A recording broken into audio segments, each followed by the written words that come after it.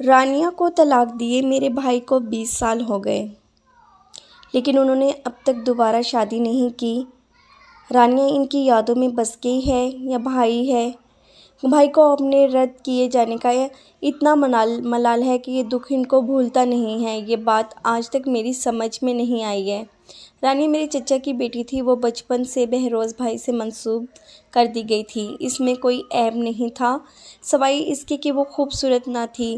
قبول صورت ہوتی تو بھی گوارا تھی، مگر وہ قبول صورتوں سے بھی کم تھی۔ آنکھیں چھوٹی، ناک قدرے موٹی اور رنگ گہرا سانولا۔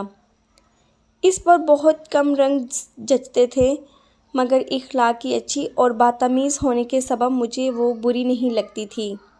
تاہم بہروز بھائی کو تو وہ ایک آنکھ نہیں بھاتی تھی۔ لوگ کہتے تھے کہ اس میں اتنی خوبیاں ہیں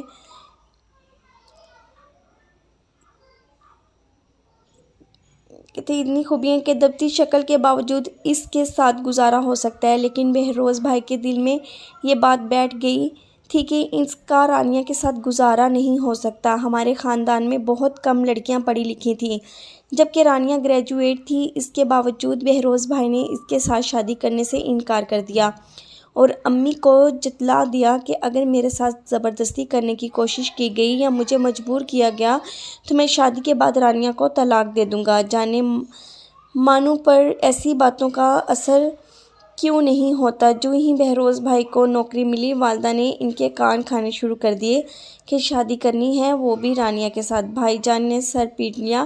ماں کے ساتھ والد اور ہمارے چچا چچی بھی ڈٹ گئے کہ بچپن سے لڑکی تیرے نام سے منسوب ہے، اب خاندان میں اسے کون لے گا؟ گویا بچپن سے منسوب ہونا نکاح کے برابر کی بات ہو گئی۔ بھیا کا احتجاج کوئی معنی نہ رکھتا تھا۔ وہاں تو زیور بنایا جا رہا تھا، دلہن کے کپڑے خریدے جا رہے تھے، مہندی، چوڑیاں، سب بری کا سامان آ گیا اور لوگوں کو دعوت نامے بھی بھیج دیے گئے۔ بہروز بھائی ہکا بکا اور حیران کہ یہ میرے بزرگوں کو کیا ہو گیا ہے۔ وہ شدت سے انکاری کرتے، لیکن کسی کے کانوں پر جون تک نہ رینگتی۔ کیا ایسے بھی ماں باپ ہیں کہ بیٹی کا خوشی کا کوئی خیال نہیں؟ بس ایک ہی رٹ ہے کہ لڑکی گھر کی ہے اور نسبت بچپن سے طے ہے، جو پتھر پر لکیر ہے، چاہے کسی کے ارمانوں کا خون ہو جائے۔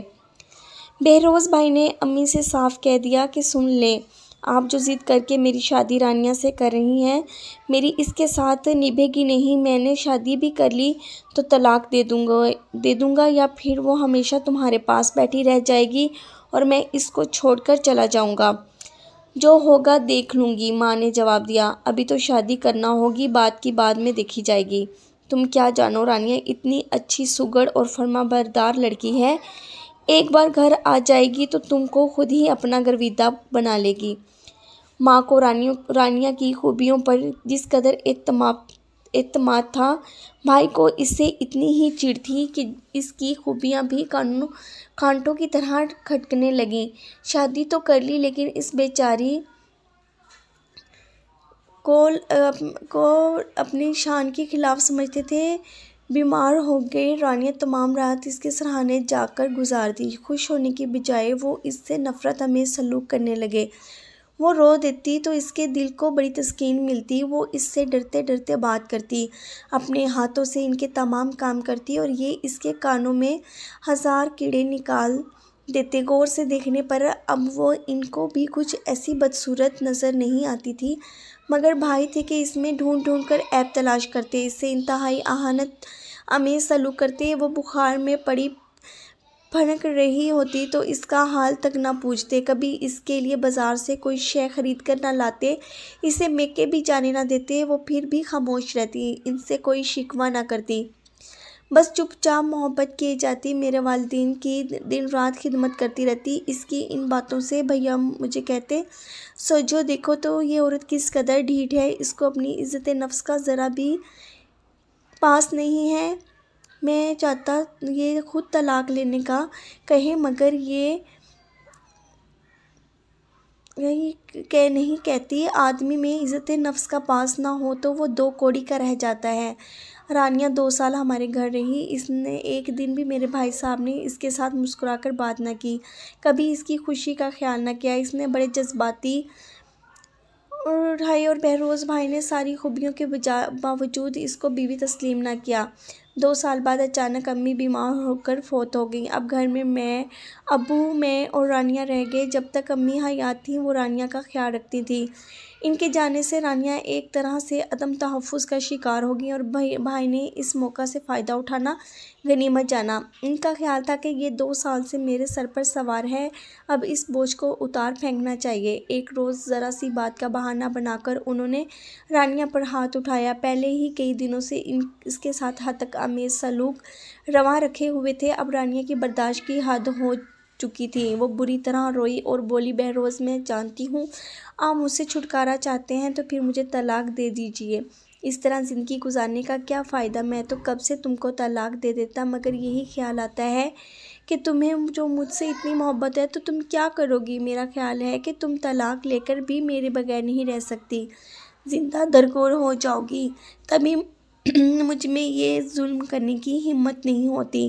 بھائی بہروز کی باتیں سن کر ذرا دیر تک وہ چپ رہی، جیسے سوچ رہی ہو دل کی بات کہوں نہ کہوں۔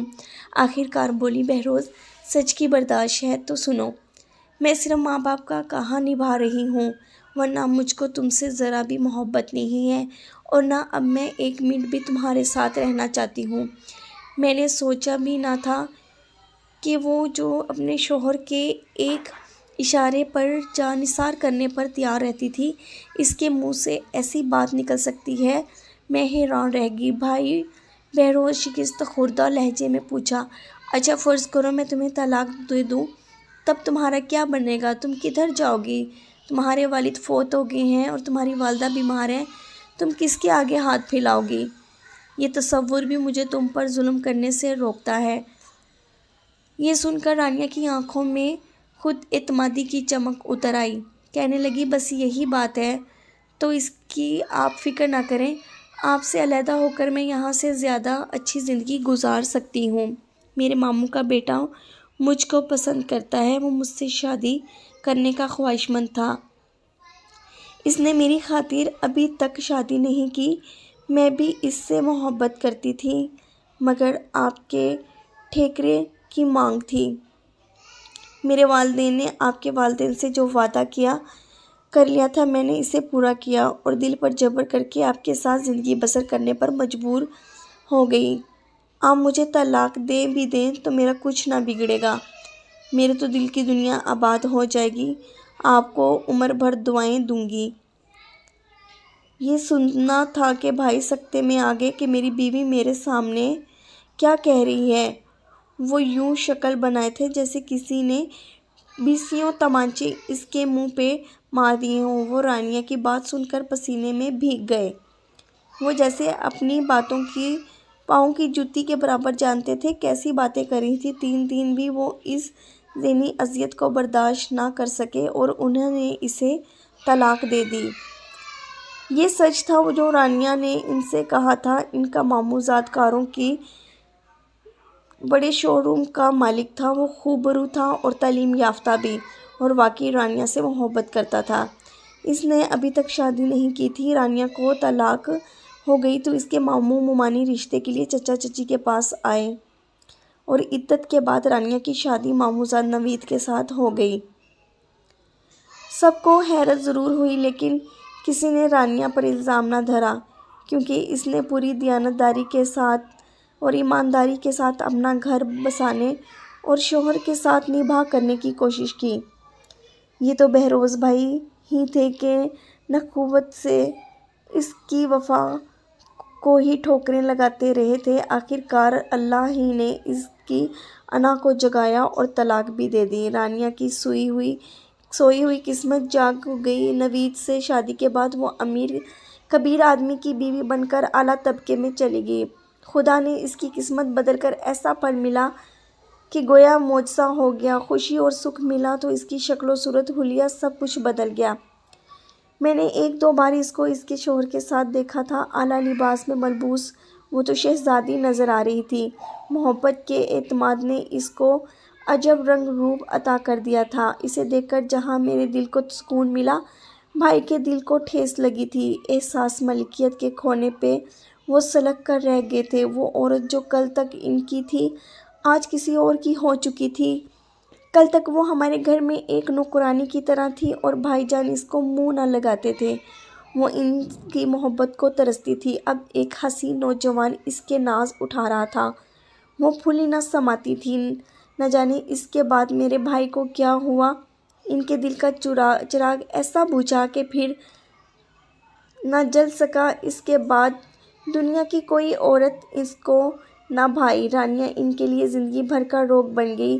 اس کی یادوں نے بہروز بھیا کو اجاڑ کر رکھ دیا۔ ان کو اب کہیں چین اور سکون نہیں ملتا تھا۔ وہ گلیوں اور بازاروں میں پھرتے، درگاہوں میں جانے لگے۔ رانیہ کی جدائی میں جیسے جوگ لے لیا۔ کھانا پینا یاد نہ رہتا۔ عجب اپنا حال کر لیا۔ اس کی یادوں نے پھر بھی پیچھا نہ چھوڑا۔ میں سمجھ نہ سکی کہ محبت کی یہ کون سی شکل تھی کہ رانیہ کے جانے کے بعد بھائی کو اس کی جدائی نے اس قدر بدحال کر دیا کہ سانس بھی لینا دشوار ہوا تھا۔ رانیہ آج نوید کے ساتھ آباد اپنے گھر میں خوش ہے۔ اس کے 4 بچے ہیں مگر ہم آج بھی اس کی جدائی کی تپش کو محسوس کرتے ہیں۔ خاص طور پر بھائی جان اسے نہیں بھولے ہیں۔ یہ بھی قدرت کا انتقام ہے کہ انسان جب غرور کرتا ہے تو اس کی سزا اسے کبھی نہ کبھی ضرور مل جاتی ہے۔ میرے بھائی کو بھی شاید خود پر ناز کرنے اور اس کو بدصورت سمجھ کر ٹھکرانے کی سزا ملی ہے۔ اگر آپ کو ہماری ویڈیو پسند آئی تو پلیز ویڈیو کو لائک، شیئر اور چینل کو سبسکرائب ضرور کریے گا۔ جزاک اللہ خیر۔